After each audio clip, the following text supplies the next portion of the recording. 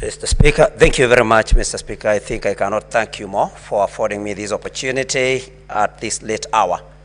Mr. Speaker, I stand right from the onset to say that I oppose this particular motion, Mr. Speaker, and I have reasons for doing so.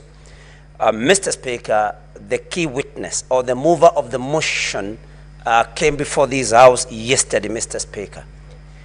And although I'm not a lawyer, but I know that it is there in the rules of natural justice that whoever alleges must prove. The Honorable Mutuse was not able to prove any of the allegations or any of the grounds that he laid against His Excellency the Deputy President, Mr. Speaker. Mr. Speaker, Kenyans were and are watching these proceedings. They were able to see the cross-examination and to hear the cross-examination of the Honorable Mutuse, Mr. Speaker. And I want to urge this House, Mr. Speaker, that if we want to uphold the dignity and the honor of this House, that Kenyans were and are still watching, you cannot impeach the Deputy President of the Republic of Kenya, Mr. Speaker, on allegations, on grounds that were not able to, that the mover was not able to prove, Mr. Speaker. And that is what prompted the question, I think, by Senator Wambua, which later was asked by Senator Okia Omtata, which you were able to stand down because it had already been asked, whose motion was Mutuse's? Because it was not his motion.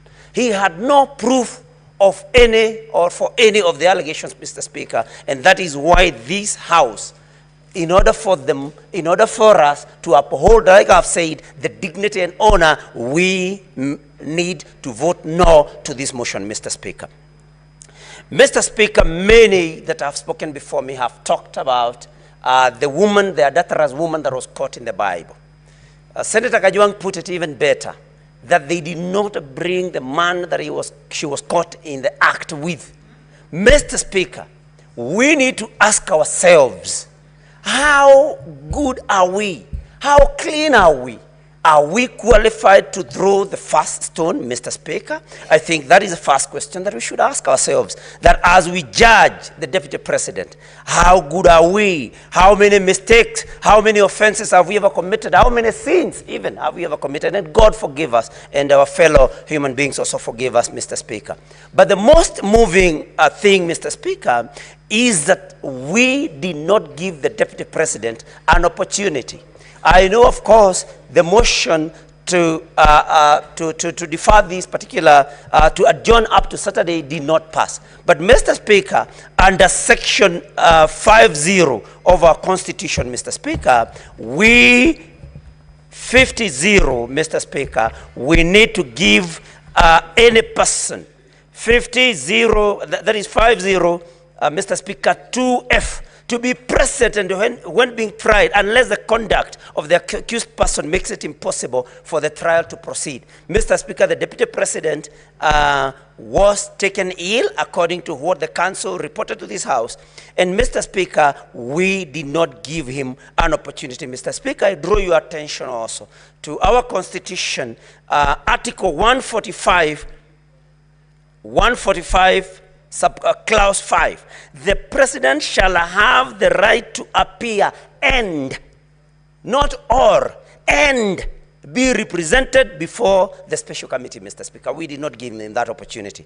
Mr. Speaker, because I can see my time is wearing out, if not for anything, Mr. Speaker, I ask this House, you cannot condemn a sick person.